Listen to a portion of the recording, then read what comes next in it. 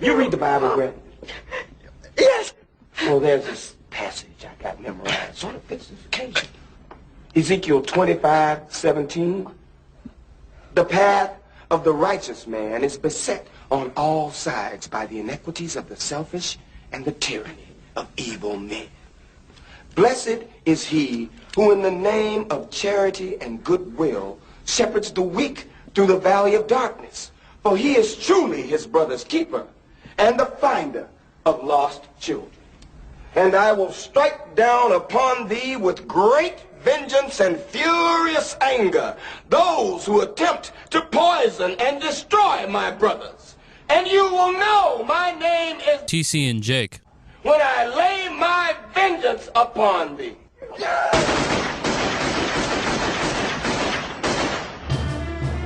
Hey guys, it's good to be talking to you, the listeners we really care about.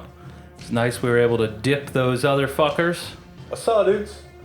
Talk to the paying customers. Paying dudes.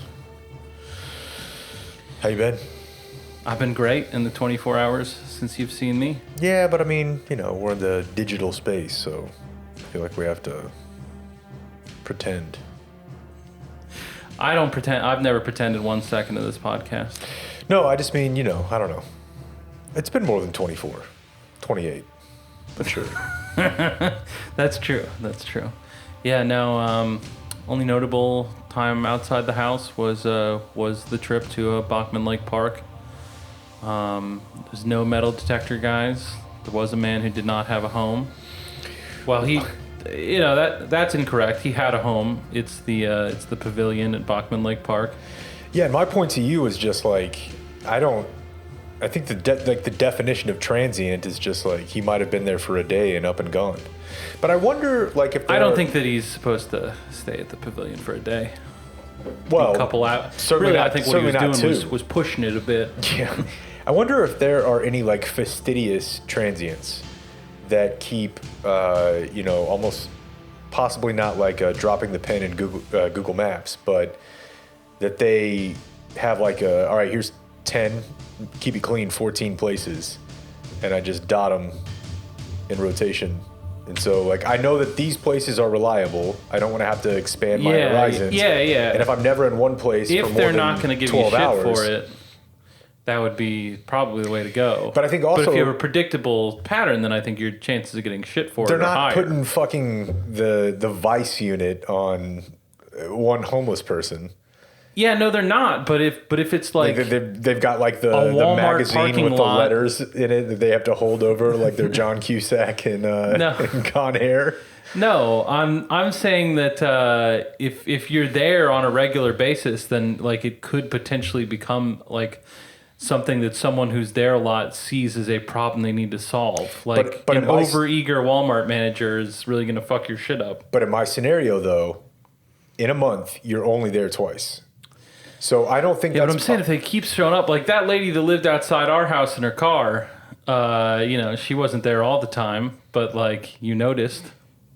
I feel like that was It was more than twice a month. But and it was consecutive days. But I would have figured it out that she's there. I bet we haven't talked about that since 75% of the people listening to even the big pod, not the big box, remember. Yeah, I agree. That was a weird situation, man. You know, I remember her explanation as much as we could understand of it, making enough sense. To set the scene, she really, really had the vibe of the Central Park lady in Home Alone 2. Yes. Like newspapers in her car, and it wasn't like in the front of our house; it was in the side, which it kind of depended. But most of the time, she wanted the side. Yeah, we were at the intersection of Orem and Concho in East Dallas. Right. And so she would usually park on Concho, sometimes Orem, almost always our house. But the bigger problem, at least for me, was I didn't park in the front of the house ever. Like almost you ever. always did on the side? Yeah, because it was just like a park. You know, you're right at an that might have been why I didn't. But you're right at an intersection. There's an apartment complex right there. It was just kind of a busy thoroughfare, which is why she picked it, which is also why I picked it. So she was routinely squatting, you know, where I wanted to be. And I remember her being deaf. Yeah, she was. So when you said explanation, like I don't remember her ever verbalizing. We had an exchange, and the main thing we learned from the exchange is that she's deaf.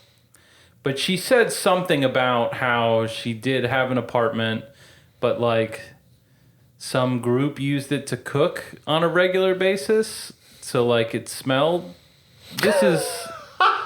This is what I got. I don't know. I like it was something, because you're right. Because she was deaf, it was very unclear. Yeah. Like it was a lot of. Immediately, I felt terrible about being like, get. I mean, I don't think at any point we said get. I think that we just wanted to know, like, hey, so we've been here for a couple months. You're here most of the time. Yeah. Do you want to maybe put us at ease, make us feel like we're not having our house cased? Because that was the main thing. Like, I just wondered if this could present a problem to us in some way. You're going to end up in the attic? And whenever, you're looking to find the way into the attic. And whenever it was established that she did not have all of the senses, I would say that kind of took the threat level down considerably. So that's why we didn't push for a lot more information after that. But I think that she did, like, sputter out enough that, like, you and I went back in and, kind of post-gamed it of, like, all right, so what words did you get? And it was something about, like, someone used her apartment and, like, the smell was bad, and so she just wanted to clear out. There's no way that our understanding of that was even 25% accurate. Yeah. I'm just saying what we had at the time, not what the reality was. That was our best understanding, and we're not going to get a better one. That house has been torn down. I've driven by it. I've never seen her there again. Man, I was in a situation. I had lunch on Philip Kingston's front lawn, socially distanced, very responsible. His epidemiologist neighbor gave it the thumbs up. By the way, he wants you to rename it Brown Lake, right? Brown Rock Lake Park. Brown Rock Brown Park. Rock. Okay. It's like White Rock, but brown. But it's Brown Rock. Yeah. Not like White Rock's the... No, I think you could definitely still get yourself sick pretty quickly. Yeah. That is... I think it's possible. If someone really, really, really cared about it, I think you could make White Rock swimmable. And I'm going to do it one day. I think that about any body of water. How about that? I think you could make the Trinity. And the weird thing is that over in Fort Worth, they had, and I never did this, but they'll have like tubing. Really? Yeah, and like they'll play, there were people that like raft down the Trinity in Dallas, but they're few and far between. Yeah, and like kayaking is one thing, right? You'll see kayakers on White Rock and the Trinity, but like a tube is a little bit more like interaction with the actual. Yeah, you're in the water. Yeah. And I never did that. But I mean, I don't know. I think it would be possible to make that possible. I read a story, just pursuant to your point about can you make every body of water habitable or swimmable or whatever. I read a story that the primary manufacturer of DDT, you remember DDT outside of the wrestling move? Yeah, no, for a long time, I thought that, we were doomed to have no more vegetables and, this was a big, 2020. It's still possible, don't worry about it. 2020, scare tactic thing of, the 90s that I remember. No, I had to read and review Silent Spring in high school, and it makes a lot of good points. And so, it did not cause a large-scale change of the way that people conducted business in general, but did succeed, Silent Spring, in outlawing DDT specifically. And the primary manufacturer of DDT is based in Los Angeles. It's just in that, industrial area of L.A., kind of out by the coast. Very fertile ground for the strike team. I'll bet. Yeah, I'll bet. A lot of shit went down out there. Just imagine the scene in Heat where they get the cops out there so that they can kind of get eyes on them. Dude, the scope scene. Yeah. And so they are manufacturing all this DDT. It gets outlawed in the United States, but there's plenty of other places that it doesn't get outlawed. And I think at this point it's pretty worldwide. Can't have DDT. but they were making all kinds of it still in the U.S. to ship elsewhere.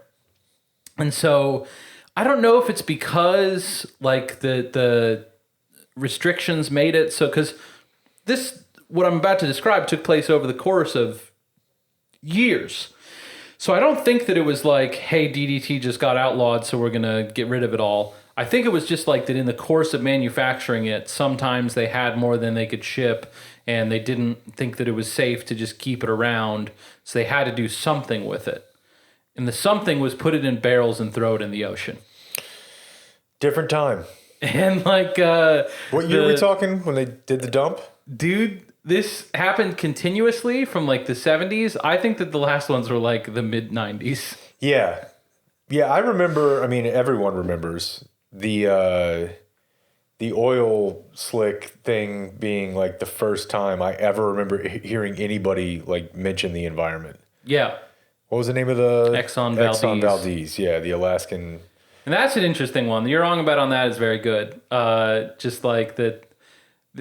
like the specific topography of that bay, I don't know if topography is the right word when the ocean's involved, but like there's just a thing that we're like, you know, the seafloor comes up, and from the second that they were like, hey, we'd like to have a pipeline to here, they were like, someone's gonna hit that, dude. They're gonna hit it with a tanker, and like we're gonna be fucked.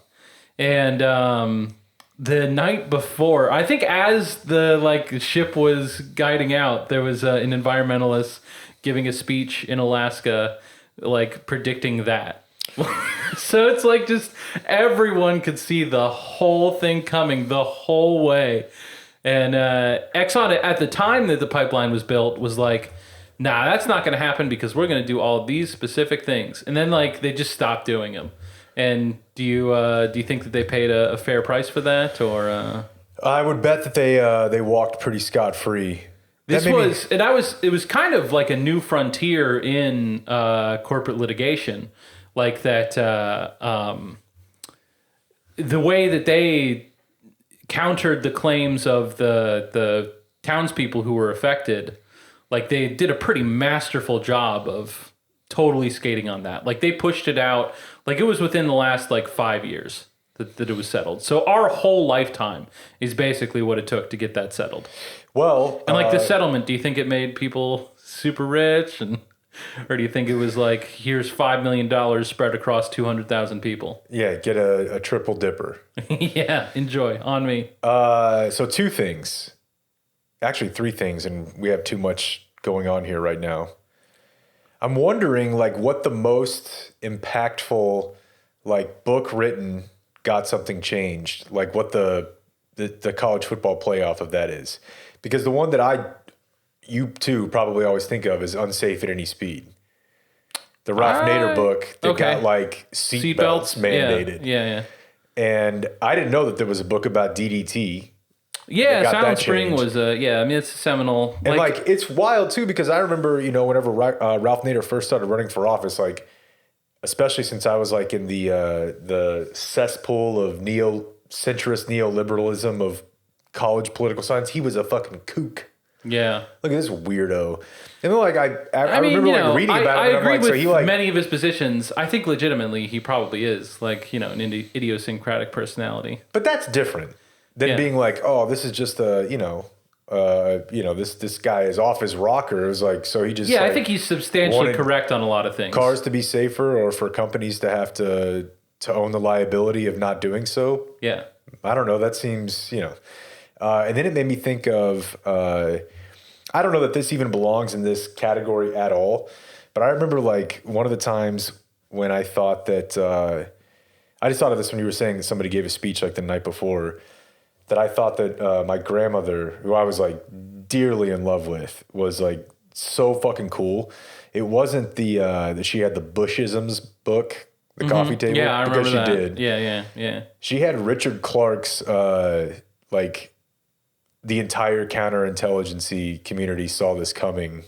Richard Clarke was like I can't remember if he was head of the CIA. Was it for 9/11? Yeah. Okay.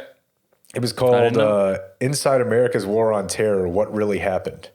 And she just plowed through that. I just remember it always being on their coffee table, and I think I got it. Now I also think I sold it. Like whenever we moved or something, I'm like, what am I gonna do with this? Like, I mean, find out what really happened. but I remember that being like, oh damn, like that was like my version of Alex Jones back in the day. Your grandmother. No, just the concept of someone who was like, hey, I don't know, maybe there was some mishandling of 9/11. Yeah. Like to me, that was basically like saying that they're turning the frogs gay. Because mishandling is pretty stark. You mean like in the postscript?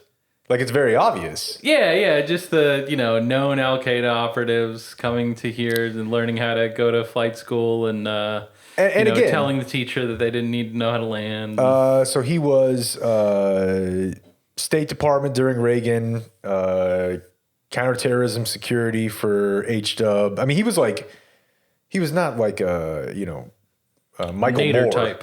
Yeah. Yeah, like, and that was the first time I remember thinking like, oh, okay, like regular old people are like, I don't know, something seems a little weird here. Yeah. It wasn't loose change. It was a guy who actually would have been tasked with doing that job. Who had no hair and a tie. Who was right. boy, I think I could have done that better. No, the DDT thing, they were faced with a problem of like they wanted the barrels to be on the bottom of the ocean, but whenever they would toss them in, I think the DDT might be like lighter than water, or like there's enough air in it that can't get a brick. Well, they couldn't get them to sink to the bottom. So their genius solution that these longshoremen, that's probably not the word, sailors, I don't know, whatever. The people on the boat, they just took an axe and slashed the side of the barrel so that they would fill up with water. But so that was the other thing I was going to say. Tossing it, just fucking leaking out DDT all the way down. During our lifetime, you and I, and you could probably even go to people who are a few years younger than you are, I really think that's like the only period in human history where there has been like legitimate concern about the environment. Because I remember. What do you mean? Like, are you excluding now? No. I mean, starting then. Starting then. Like basically starting. See, I don't know if I'm right about almost. this, but in my mind, Silent Spring like is the inciting event. Like for the entire environmentalist movement. It's written in the 60s, I believe. Might be early 70s. So maybe it was like burbling and then became because I just remember like the 6-pack duck geese thing being like, and fish could get caught in them, and the Native American ad, the single tier, like I think you're littering, yes, that's very odd to think about. Like the humans have been here for however long. And that, like, for the vast majority of that, we weren't fucking it up that bad. And then once we were fucking it up that bad, it wasn't like super obvious. I kind of feel like we're sitting on a fat part of the curve. Like whenever I was done riding the Comal chute over and over, and I was just sitting on the side of the river looking at the Comal chute, kind of decompressing with my friend. We were just looking at decompressing. You can't smoke weed in public parks. Who would do such a thing? We've talked about this on here plenty, but just, I like he was talking about how the stars were a lot more visible there where we were than in San Antonio. And like the stars have become much, much less visible in Dallas over the course of my lifetime. I would say that's obvious. Really? Yeah. Yeah, I've never had an experience when I go like out that. and look up, like I can't really see shit, dude. There's not much up there. I don't know that I'm observant enough to have picked up on that. And I've told you before, and maybe even last time we talked about this, about the Patagonia thing, the guy down there. But and like bugs, there's the bug thing we talked about. Really, yeah. There's definitely less bugs in the world now than there were. Like it's obvious. Like just a minor, tiny background thing like that does show up. Lightning bugs, dude. What's the last time you saw a lightning bug? I mean, obviously it's been a long time, but I just assume like you I couldn't don't walk go to 5 feet. But dude, in my neighborhood, we would just have them constantly for like the entire month of June. We called them fireflies too. Yeah. We call them lightning bugs. I learned the other day that Dan and probably all Midwestern folk call roly-poly's potato bugs. And then I looked up potato bug, and I don't think we're talking about the same thing. But to I me, remember them calling potato bugs. Trash bugs was the other one, but roly-poly was certainly that's what I called them. You ever eaten at a roly-poly? Yeah, like one time. It wasn't that good. Fucking loved roly-poly. I know a lot of people do, so I'm sorry. That was a San Marcos staple. For sure. Maybe I made a mistake. A sandwich, but in a tortilla. Yeah. Let's talk about it. So I did not intend to discuss environmental activism at length on this podcast, but I do have an environmental activism anecdote that I wanted to wedge in. And now, so I don't know if this is like it seems like the kind of thing that everyone should know about. So like maybe some people do. Justin told me about it, so he knows about it, and maybe you do too. But when those people blew up all those Hummers. in I think it was the 80s.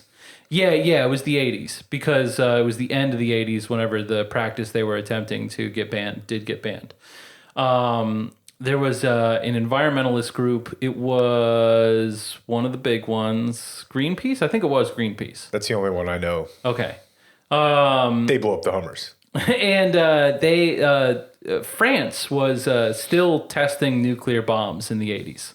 Like detonating nukes over, is it atoll or atoll in the Pacific? I've always said atoll, but I have small islands in the Pacific. Absolutely no confidence on that. You know what I'm talking about. Pronunciation. And there was Greenpeace had like their big ship.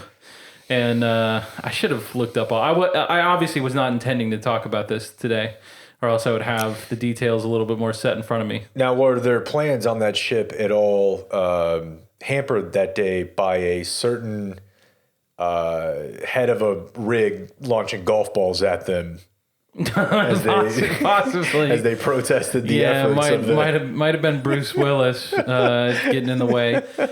No, Jake. What a great opener. In this case, the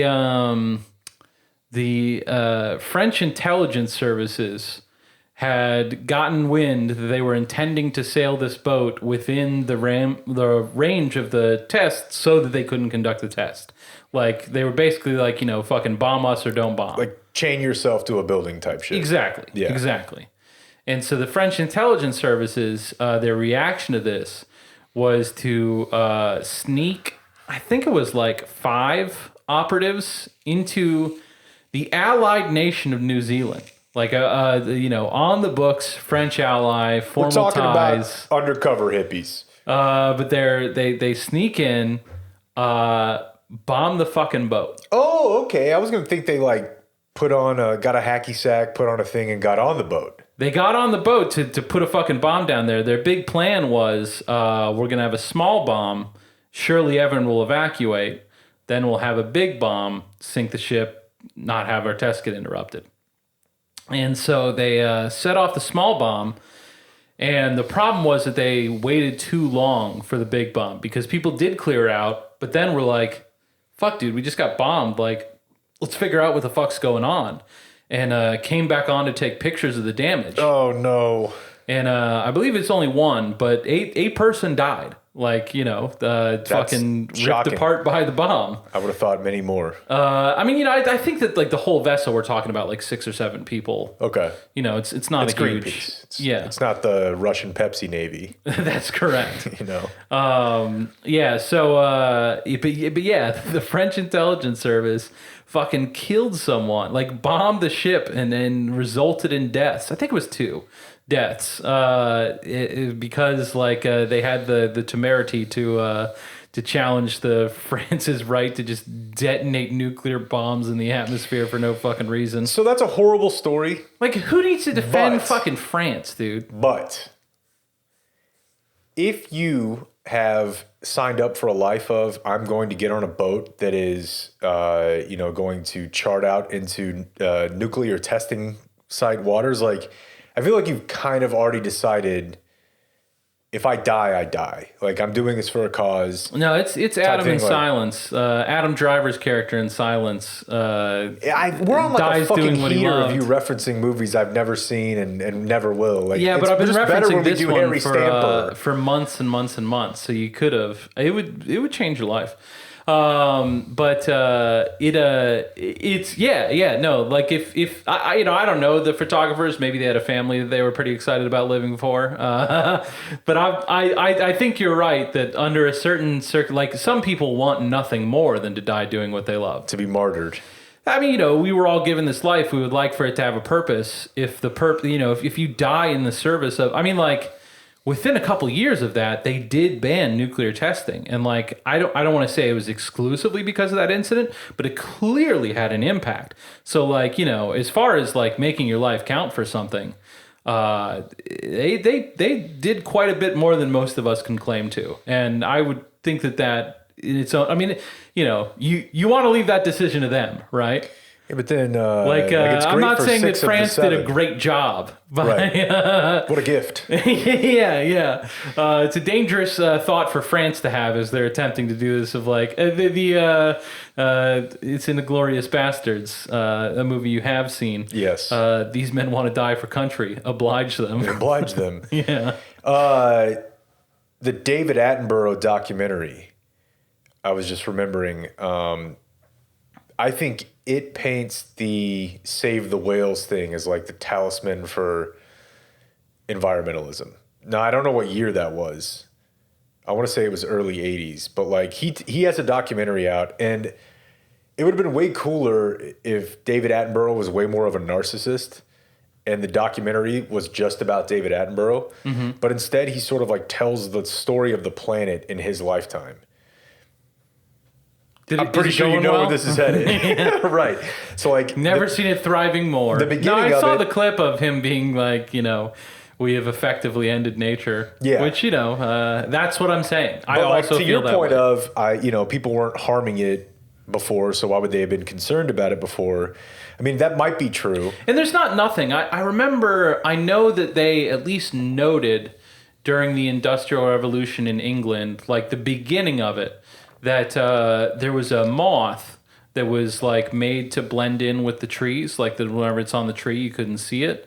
And they noticed that like just the buildup of coal soot on the trees made it so that the moths were always obvious, which, means they're going to get eaten a ton more. Like their defense against predators have been defeated by that's fascinating the amount of coal soot, and that's like 1800s shit. So they noted that. I don't think that they were like it was more like sucks for that moth, but who gives a shit about moths? Right, because it's not like a macro issue at that point. But yeah, I mean it's an interesting documentary. It's just like I'm not really sure at this point. Again, like the utility of how many more the planet is in big trouble, like narratives I can handle. The first part of it was really cool. We get the point. Because you see like him as like I mean, honestly, dude, like we said this today about Chris Young, like 99th percentile life.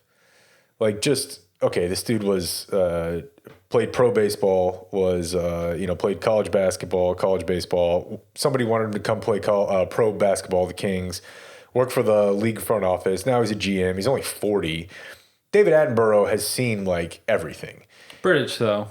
He is British, but he's transcended my my disdain. Some can. Yeah, for Anglophobia, but the early shots are really, really cool because like he was sort of one of the first people that was like, "Hey, I like being outside and I have a camera." And I'm not really afraid of anything. So why don't we just do this?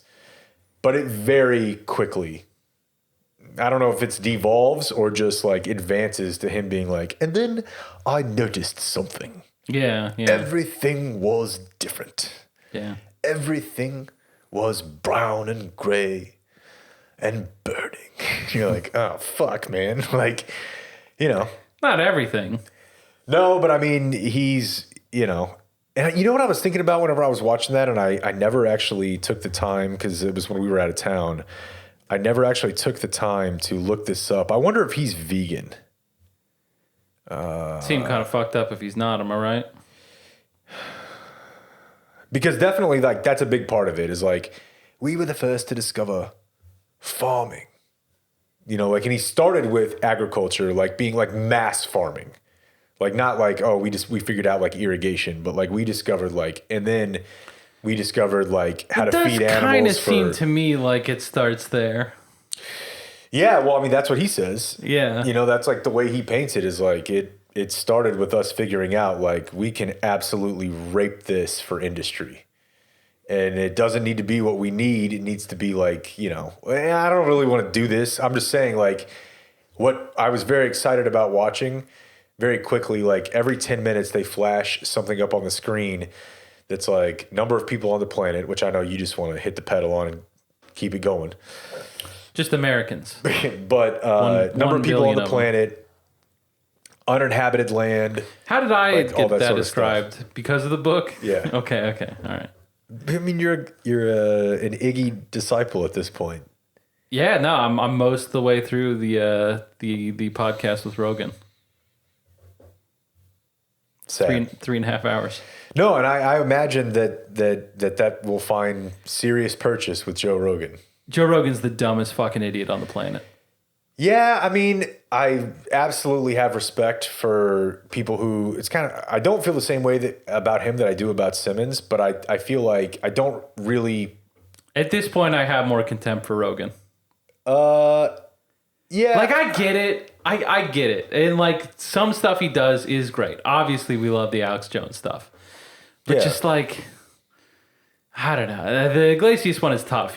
I'm fairly certain Joe Rogan had not heard of Matt Iglesias prior to him appearing on the podcast. You know, I mean, and that's fine. We're in a fucking bubble, right? Like, I make fun of the guy, but I mean, I was reading Matt Iglesias forever. Like, I don't even remember where he was before, but I was, you know, Slate, yeah. And maybe even before that, somewhere else that I remember. Like, sure. I mean, he's had, you know, his blog got pick up when he was in college. I was dumb enough to think that reading Beltway shit in 2008, again, made me like an intelligent person. It doesn't. And by contrast, doesn't make Joe Rogan a dumb person.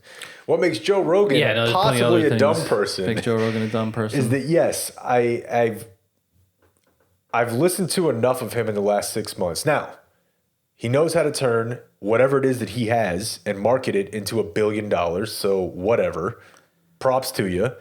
But I don't feel like he researches his topics or guests at all. No, now, that's what I'm saying. Maybe there's almost something to letting the person just talk. There's not. Because he doesn't let him talk. Not in this. Like, he's just out of questions after 2 questions, both of which he only came up from by, like, looking at the title of the book. He did not read a single page of that book. Whatever. That's fine. Like, you can have interesting conversations without reading the book of the author that you had, but, like, I don't think he comes especially close. It's but don't you have, like... Dude, there's, like, a 20-minute detour, and it's like, hey, Jamie showed me this video, and, like, the editing on it's fucked up. It's not a real video. Jamie, play that video. No, play the clip. No, it's play not that one. It's not the other one I was talking about. Okay, yeah. And then they just like both sit there and watch it. And he was like, yeah, people can get misinformation. He just leaves it open ended. It just doesn't like ask a question. I just like, think the move on stuff like that is... And it's not like Iglesias had brought up the video or anything close to it. It was just like, me and Jamie were talking about this. Like, just fucking talk with Jamie then, Joe. Yeah, have him on. I always think like the cool thing about like Chris Boyd or Terry Gross is I actually do believe that they read most of the book they're talking about every day. Because I believe both of them read a book almost every day. Yeah. Like in their 10 hours, they do a 2-hour show, maybe an hour in Terry's case. Once we go to David Bean Cooley for a review of a teacher, only 35 minutes. And she just reads and cuts it the rest of the day. Dave Davies does half them shit. Well, so that's what I'm saying is like... But even aside from Dave Davies, I'm saying if I have the Spotify deal, I have a team of people. And if I know I have this guest coming up 2 weeks from now. I bet there's episodes you've listened to where you thought that Terry read the book and the producer read the book. Which I'm fine with. Yeah, no, I'm fine with that too. And because yeah, they like don't Joe could hire they don't provide her staff. a one sheet. They provide her 20 pages. Yeah. And she goes through that. Like, so they distill down 270 down to 20. This man did not get a one sheet. And that's what frustrates me. Like, you know, we had a really good time listening to Tim Dillon, Alex Jones, and Joe Rogan, but it was just like, bro, have you never heard of any of this shit? Like, I'm a fake Alex Jones fan.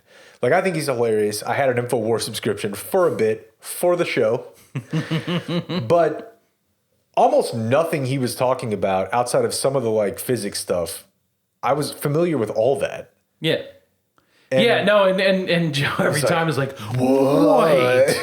Slow down. It's just like, what do you? I mean, You think what Bush do you did 9/11? What do you do all day? I know. I mean, And I he guess talks you do to a Alex 4-hour all show, the time. but yeah. No, it's not like that he asked any questions to Iglesias that were dumb. It's just that he like clearly didn't have questions. Didn't ask any good ones, which is like almost worse. Yeah. It's like just the way he was talking, you got the sense that like he did not know the general contours of like the discourse in America. You know, like Iglesias being a large figure in, right?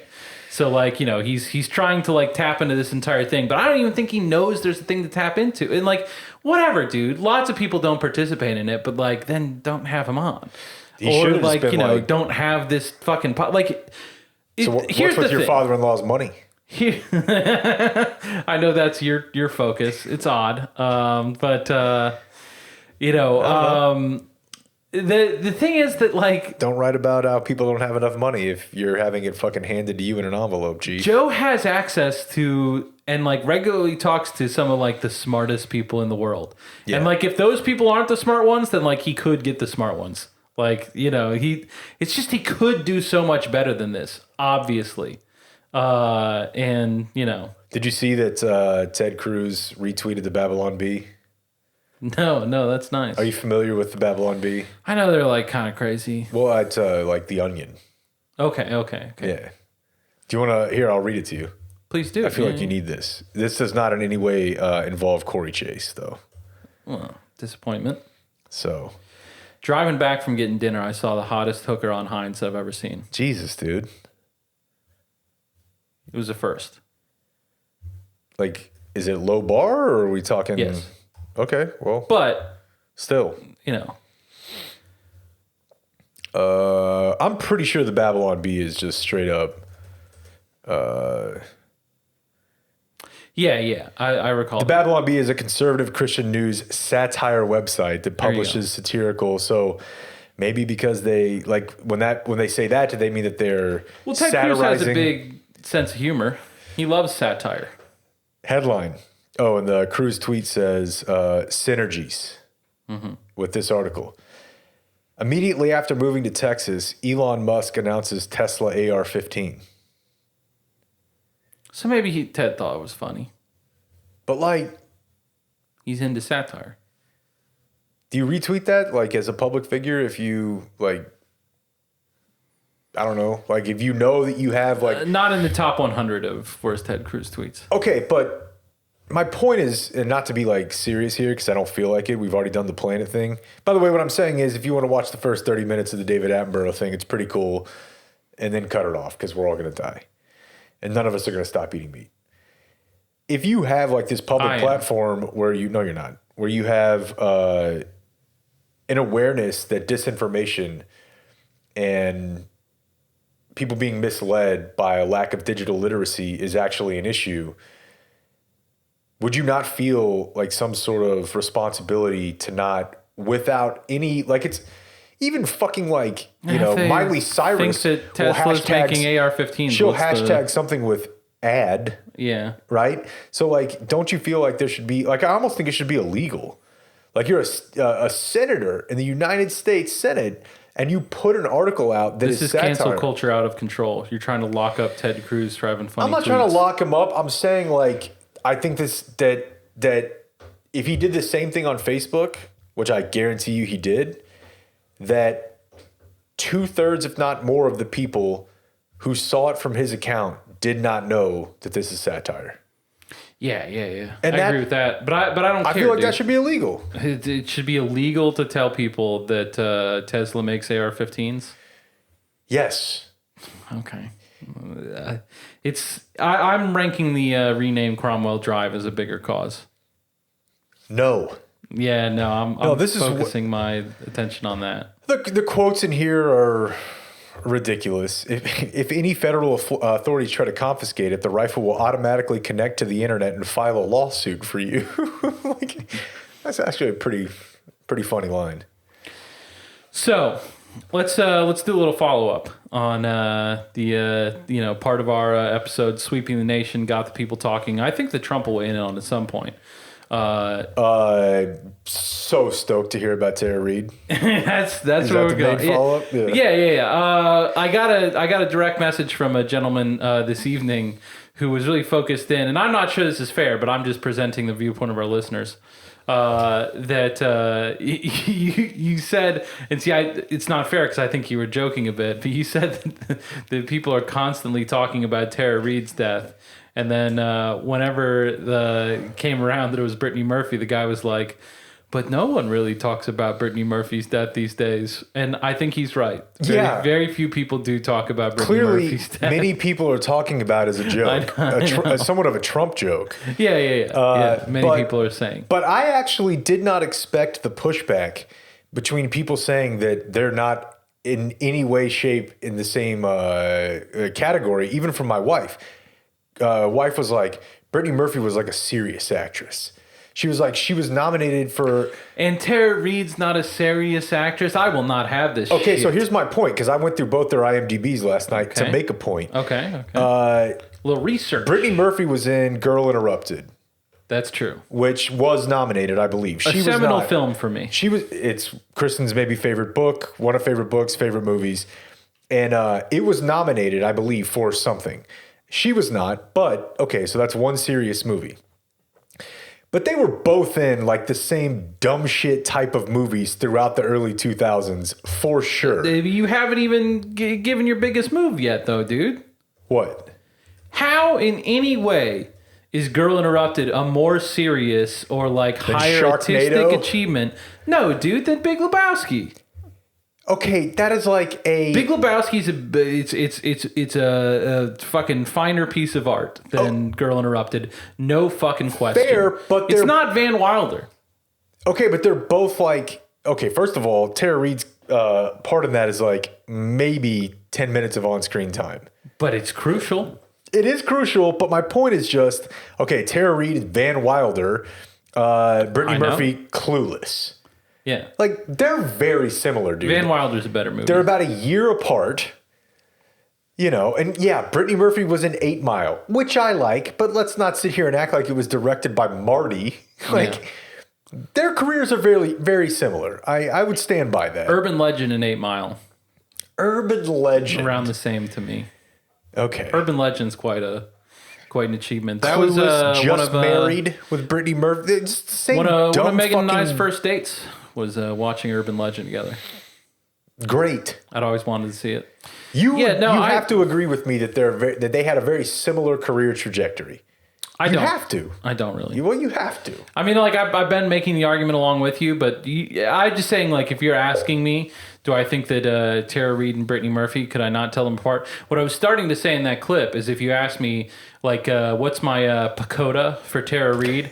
My 10 most similar careers. Pacoda. Then I don't. Only Harper understands that. I don't think Brittany Murphy's on the list of 10 most similar careers to Tara Reid. That's just the dumbest thing you've ever said. Might be top 50, but not 10. That is just okay.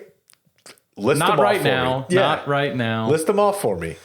No. Give me other actresses. That's not how this works. That were mid to late 90s to early to mid aughts.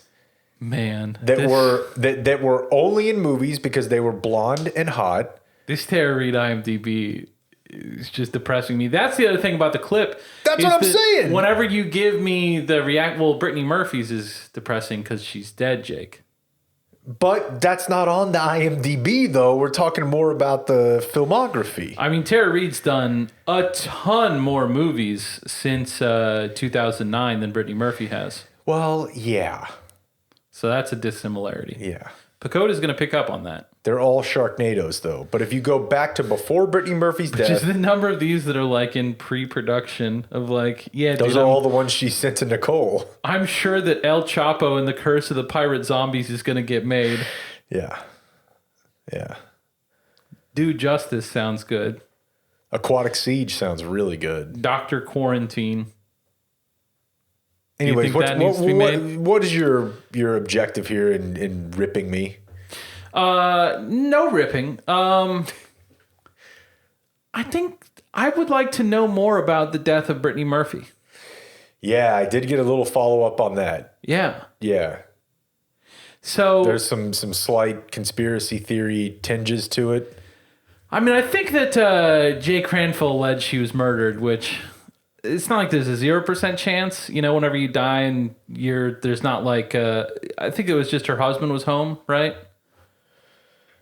I don't know. I just She assume collapsed at home. assume he thinks everyone was murdered. But it's like the Elliott Smith thing of if you've got two people in a relationship in a home and one of them dies, are you ever going to be like 100% sure that it wasn't at the hand of No. the other? You know, like it leaves it open a lot of. But beyond that, there's nothing else to suggest. I don't think she was murdered. But here's the thing. So she's reasonably healthy. You know, Man, healthy. I don't know, dude. She was... I hear what you're saying. Yeah. But I'm just saying, like, she wasn't, like, in her 90s and had cancer. That's Right. my only point. Right. And collapses in the bathroom. They can't resuscitate her. I believe that she was, like, sick, like, had pneumonia. And they eventually chalk it up to consequences of pneumonia combined with the things that she was taking to combat the pneumonia and just the weight of being Brittany Murphy, you know? Yeah, I don't know. I think also sometimes when you're addicted to a shit ton of drugs, you get sick. Yeah. All the drugs were like over-the-counter stuff, I believe. It's hydrocodone, acetaminophen. There was one that looked like methamphetamine, but I looked it up. It's just like a nasal decongestant. Yeah.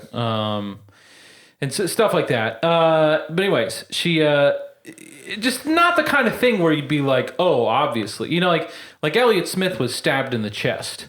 So you're like, all right, I get what's going on there. She collapsed, and then the coroners made like their best guess at here's what it might have been, right? Yeah. So there's some questions left. A year later, her husband dies in that house in a similar manner. And so there's a situation where like people are asking the question if it's toxic mold in the home.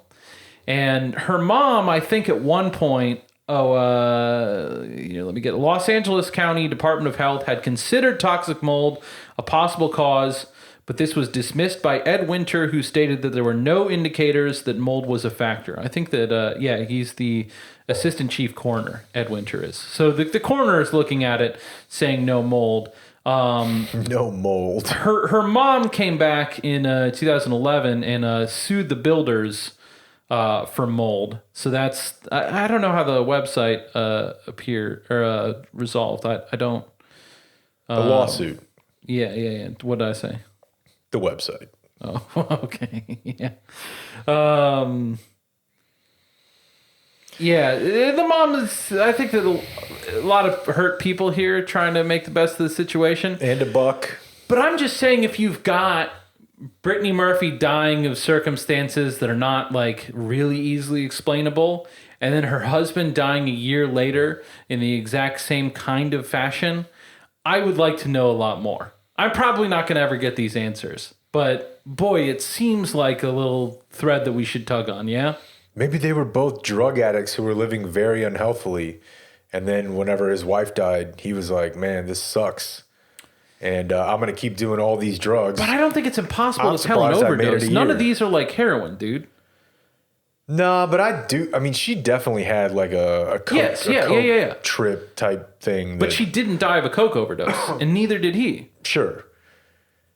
But I think this is kind of like the debate over how to mark a death related to COVID. I think if you're addicted to cocaine for several years and you die of pneumonia, I mean, you probably weakened your immune system to a degree. Where if you die But I mean, you also, the same goes true for the toxic mold, though. Like the after mold being can kill a ravaged by coke addict. cocaine, Yeah. you can't hold up to the mold. I could see that. Why don't you look into it? This seems like your cereal. I might. You know, do you remember whenever, like in 2011 or something, Jeff Littlejohn told us that we should do a true crime podcast before, this was definitely before Serial. Yeah. I think about it a lot. We should do it. We could still do it. He emailed me about it the other day. Pretty crowded market at this point. We pretty much missed on everything. If that's true, but like podcasting in general is a crowded market, and yet here we sit today. Like, if we can do something and do it well, it's worth doing. He highlighted a couple unsolved ones in the area that I thought were interesting, but his original insight was that because we have an audience that like Crowdsource this shit. Yeah. So I don't know that I'm rising to the level. I did not set out today to announce this, so maybe I'll not do anything. But if there's people interested in researching and like collaborating on such a project, Doesn't have to be about Brittany Murphy or more. It's not about Brittany localizing Murphy. the situation. It's not about Brittany Murphy. It's about one of these cases. The one that Megan suggested that I've always thought was super compelling, and I really shouldn't even say this on here because someone's going to steal it. It's super compelling because it's such a high-profile case. Jeff's point was that it's too depressing of subject material, which is true, but like, has that really stopped many true crime podcasts? Or us. But the Amber Hagerman murder. Yeah. That's unsolved? Yeah. Oh, yeah. Wow. And I mean, like, I've gone so far as to look at the Wikipedia. I don't know that I went too much farther than that. But like, the leads are real thin. Really? Like, I think that there's reasonable certainty it was a black pickup truck that she got into. That's it. That's the end. Man, I saw, and this won't work. This won't help you with Amber, but they arrested Mo 3's alleged murderer. Oh, did they? Yeah. Do you have any personal feeling about whether or not it is the murderer? I don't know, but I was looking at this on social media, and the dude had, and I don't know if this was before or after the killing, but it was somebody who, again, dude, I think it's fascinating that law enforcement is now like spending a good amount of their time just like untangling Instagram feeds. And the dude had a photo that was... On the one hand, you could see them like kind of being like, the world's changing too fast. Look at all this bullshit. On the other hand, you could see them being like, what a rich treasure trove of evidence. Exactly. Yeah. This dude had posted a photo. You know what? I could probably like show it to you right now. And he's holding like a bunch of money. And in the background, that one's not going to do it. But in the background of his... here you go. So, this guy right here is the alleged murderer. Mm-hmm. Which one? Right or left? This. The left? Okay. And this is a photo that he posted. And he has basically like a closed circuit TV in his kitchen. Uh-huh. I see that. 4 security cameras. Yeah. And I don't know if this dude was like already like suspected to have been involved because of the connections that they found, but like this is the car they were looking for. Oh, no. And it's parked like in a carport, that one. Uh-huh. Like, so if they were already thinking like this might be the guy, but maybe the car's not registered to him, I don't know. Like they're able to figure out like, yeah, you posted this photo online and that seems to be the car that we're looking for. And by the way, I don't know anybody who has a fucking Digi who's not... Yeah, dude, that's not a small one either. No, it's a fairly large digital scale. And I don't know what that is, but those are large bags. Yeah. Unless he was weed eating that day. So as someone who owns digital scales, that's a big one. The wisdom of putting all of that online. Dude, the last thing I wanted to talk to you about here before we go is... And I had some like offshoots to this that are like possibly kind of depressing. I don't know if I have any more water in here or not. I didn't bring any more water. So, as you know, being a Centaur lib, I listen to the Daily pretty much every day. Mm-hmm. They got me gassed up on this vaccine, bro. Okay. Feeling pretty good about it.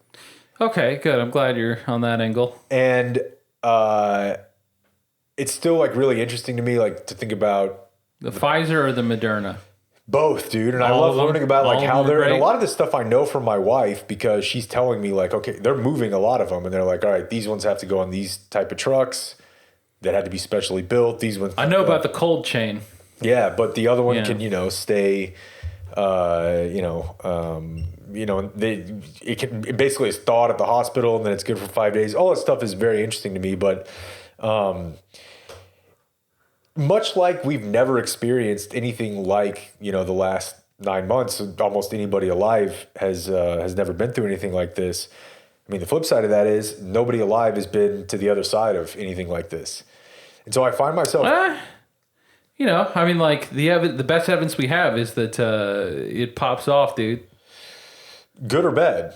Good. That's you know, do you think the Roaring 20s were good or bad? I would like to have lived through them. Right, yeah. Well, okay, I guess that's what I mean by nobody alive, but you're right. Yeah, that's a pretty good comp, but...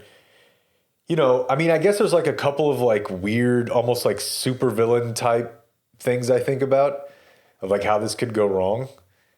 You know, I don't know, somebody like attacks a production facility or like a part of the logistics. In Contagion, they take the CDC director's wife hostage because they think that she has the vaccine in her house, that they can get it.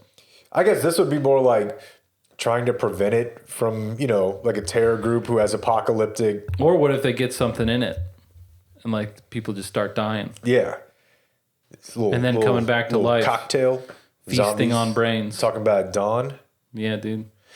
But, like, you know, I heard Cuban talking about this, too, the other day on the Zombies? station. No. And he was definitely in full marketing mode, so, like, I understood it. But he was like, I'm expecting, honestly... Once we're to, because like I think the guy last week who's like the American head of all this shit said like, I think we can get to 70% by May. And if we can get to 70%, we can achieve like, quote, true herd immunity. Mm-hmm. And that 70% obviously is staggered in the elder, or not just the elderly, but those living in... nursing home residents, healthcare workers. By the way, I was surprised that there's only 3 million people. How many people are in America? 330? Yeah. 3 million. Not a billion. Not yet, Maddie. Yeah. 3 million seemed low to me. I don't know why. I guess I just feel like... That are in nursing homes? Yeah. Specifically? I guess I just feel like lot. Every person I know has a grandparent living in a nursing home almost. And what do you call nursing home? Like, my grandmother lived out her last days in something that I was not a regular house, but you couldn't really call it nursing home. I almost feel like they're even... not going just nursing home. Like to You're thinking the 3 million includes... I don't know. Because I feel like if it does just include like this cool apartment where they bring you your meals, but also you can fuck, like that has to be way more than 3 million. Because there's people who live in that stuff that are like 76. Yeah. I'm thinking more like where my grandfather is right now. Or my grandfather that died from COVID was. You got to think about all the Brittany Murphys out there that don't make it to nursing home age. I guess you do have to think about that. Yeah. But so 70% by May, and Cuban's like, you know, I'm imagining, honestly, by that point, people are just going to be freaking the fuck out to get out. And we're going to be able to have, like, once it's safe. I would like that. Dude, like... Assuming it were safe, I would like that very much. You're going to see, I'm thinking about like second, third order effects. Like, will there be just like a boom in STDs? Or like, I don't know, you know, like it's both weird, fascinating, and exciting to me to think about. I just hope that we're all going to be able to get together and love life again. Well, yeah, but I mean, what is that in that sort of a yo-yo effect type thing? I mean, it definitely I means want to do it. exchanging STDs. Probably. Yeah. But like, if we've never really been through this sort of, you know, nadir of humanity, whenever you just fucking, the wave comes back and you're riding up, like, it's very interesting to me to think about literally the most excited humanity might have ever been in the time that I've been alive globally in like a 2 or 3 month span. Like, I don't know. We're almost there, dude. I mean, they do really make it feel like it's almost there. Like I'm going to drive carefully from here until May. You should. I think everyone should. I don't want to miss out on this. The episode they did, I can't remember if it was yesterday or today's episode, but I listened to it today, was them interviewing people in England because they got it first, you know? And obviously there were some people over there because they have even... I don't like the lady that got it first. I don't... She seemed pretty cool. I don't know. I'm just going off, but I think she was one of them, dude. Like a Boris supporter? Northern Irish Protestant. Oh, okay. It's an ethnic thing. Yeah. They seem to have if not even less, comparable lack of confidence in their state and leadership as we do. But even the people over there that were like, yeah, I'm a little bit suspicious about it, but like, beat me the fuck up. Yeah. It was just like refreshing. And I don't know, there's been no optimistic news in forever. And it's like, this actually feels like it's going to happen. Yeah, I hear people on the vaccine I go to weird stuff. places and I'm like, all right, but what if it goes wrong? I know that folks don't like vaccines. That's established. But like, Jesus fucking Christ. You guys are telling me that you're not like... Well, this is like the Super Bowl. It'll be over. This is the Super Bowl for them, though. Like, all that other shit was like the Meineke Car Care Bowl. I know, but like I would take a 2% chance of debilitating mental disease if it means that I can finally fucking stop this shit. It's terrible, dude. Yeah, for like a week, I feel like I had a debilitating mental disease from that, and I can positively tell you I don't want it again because I was very close to praying. Like that's how bad it was. We're supposed to go to the lake this weekend with my brother, and like one of his daughter's classmates' babysitters tested positive, and so now it's like, does the kid have it? Did he give it to my brother's kid? Did my brother's kid give it to my brother? Like, you know, so now like he's just not gonna go, and like, you know, he was whatever. It just causes all kinds of fucking ripples because someone's fucking baby, some person like. I'm never going to meet, like, the first 6 fucking people in this chain, and yet here it is. Like, and whatever. It's not the biggest inconvenience. It's not like the worst part of this tragedy is that my brother's not going to be able to go to the lake with me. But, like... Thank you for pointing that out. You know, like, it did fucking blow, so I don't like it. And just, it's this shit constantly. It's just these constant little things. And obviously, for most people... Or not most people, but for a significant amount of people, it's much, much, much worse than that. It's fucking family members dead. And like, I don't know. I know that like, obviously there's folks who are like, it's all bullshit, but even they have to see that they're being like, they're more mad than I am that they're being inconvenienced by it. And so anything that like vaguely looks like an exit to this the entire time, I don't know how you're not fucking jumping for it. And I think that when push comes to shove, the more I think about it, I bet that most people will, dude, because fucking... I don't know. I want out. I want out so fucking bad. And I understand that like the big problem here is that they're not going to see it as out the way that I am. But then if you are, like, then what, dude? Like, what's your alternative theory for how this is like something we leave behind? Well, it's mind control, and you know, this is going to be the harbinger. So in this scenario, like, COVID is actually good because it can finally bring about the real change that they've lusted after for so long. So it's only Joe after Biden. we've burned. No, it's bigger than that. Okay. It's only after we've burned everything to the ground can we rise. You know, but all that aside, I think that enough people who are in the, you know, who view this anti-vax situation as their Super Bowl, I think enough of them will come over to where it's not going to matter that there's still 10% of the country that won't do it. Because if it's 10%, we're fine. Because at that point, you know, well, the other thing too is like a shitload of people are going to be faced with, oh, that's what you think? Well, then you're going to lose your job. If you're a cop, if you're a firefighter, probably if you're a teacher, certainly if you're a healthcare worker, but I don't really think you have to worry about too many of those people. I fucking hope if you're a teacher. I don't want my kid being taught by some fucking... Oh, that absolutely exists. I'm sure it does, but I'm just saying, if they want to like have that about what, like... I would bet 20% of teachers are anti-vaxxers. If what? Let me revise that. I don't care. 10. I don't care what percentage it is. 15. I'm just saying that every school system should have a policy that kids are not being taught by people who are not vaccinated against this specific thing. If you want to have your crazy HSOs about the mumps, great. But that's what I'm saying is I think there are going to be people who have to choose one or the other.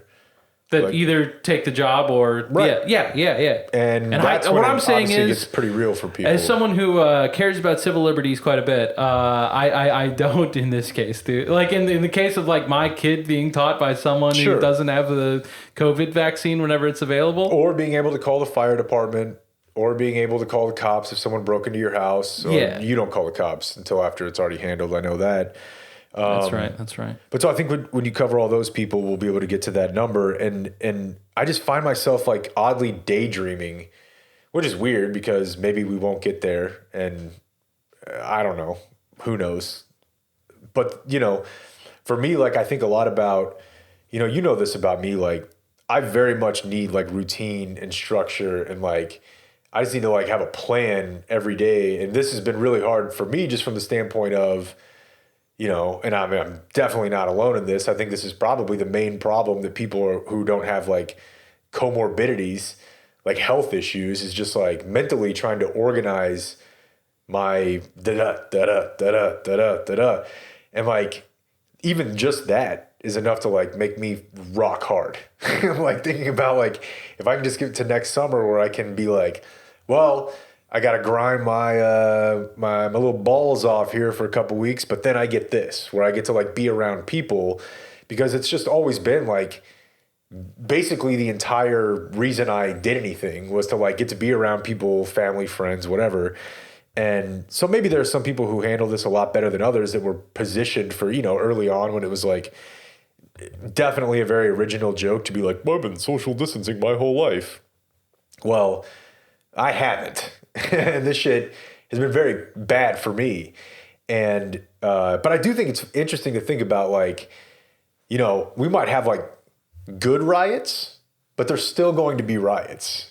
like we might have like, you've been telling me there's riots pretty much every turn. That's true. I think that you had the death toll in the thousands on election night. So I think I was thinking like the month of like the rest of the year, and I don't know that I put a figure on it, but I will readily admit that I thought that it was going to be. Now, I mean, you do see shit like fucking election worker. How's it, dude? That Florida raid, man.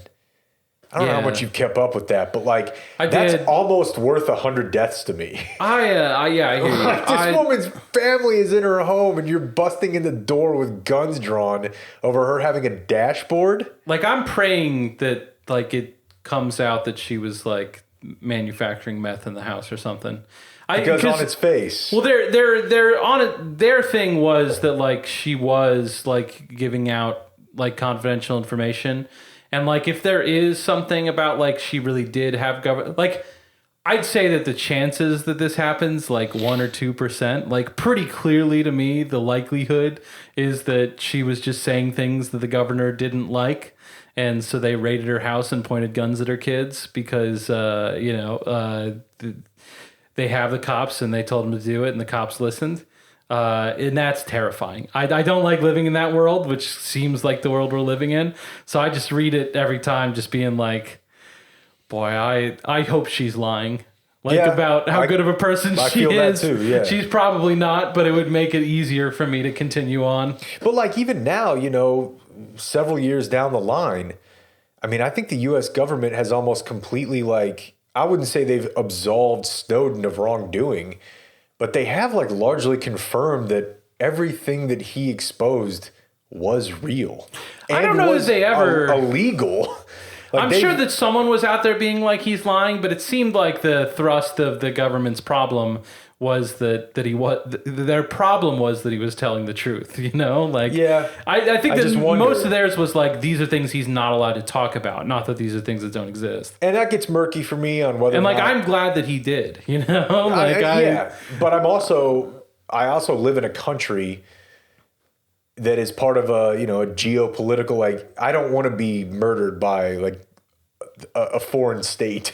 Yeah. So like there is something to, but that's like a completely other topic. I just think, it's possible that she had towed the line of what was allowed by her job, but also by doing so, the benefit was far outweighing whatever minor technicality that she was, potentially violating. But that video, just if you look at it, feels like something that would come with the rest of the shit I thought was going to happen, which was just like a bunch of people, one way or the other, being politically violent. Because that video, it looks like what political violence looks disturbing. Like. Yeah, I don't know how to contextualize it. It was like, that's like, it's so rare that my immediate Your, oh, reaction shit. is that, like, boy, I hope that the little guy, like, is being rightfully fucked. Like, it is not like I normally go to, you know, maybe this independent mom was really exchanging government secrets, because I have to, because I can't process it otherwise. It's too scary. Like, I don't, you know, just where you say something that the government doesn't like, so they just show up at your house, like, treating you like that. Like, they're being very harsh. Like, because there are no soft warrants. Yeah, no, but you could see them being kind of like, you know, I'm just doing my job, ma'am. But they're like... And you know this is not a weapons charge. They're basically like, give me a reason to waste you, bitch. Yeah, like, what are you going to do? You're going to I've been begging all day. with your computer? Yeah. It's bad. It's bad, but I feel good about people giving each other STDs again by next summer. I feel really good about it. I might Florida specifically. I might go out and get one. Yeah. Let's do a poll. What should I try to get? You know, I might go after and see what the lady on Heinz has. Drop the pen. I gotta head home. Okay. See ya. Later. That's it for tonight. The high school special is next, so until tomorrow. For everyone who's been a part of this one, I'm TC and Jake. We do thank you for watching. Good night.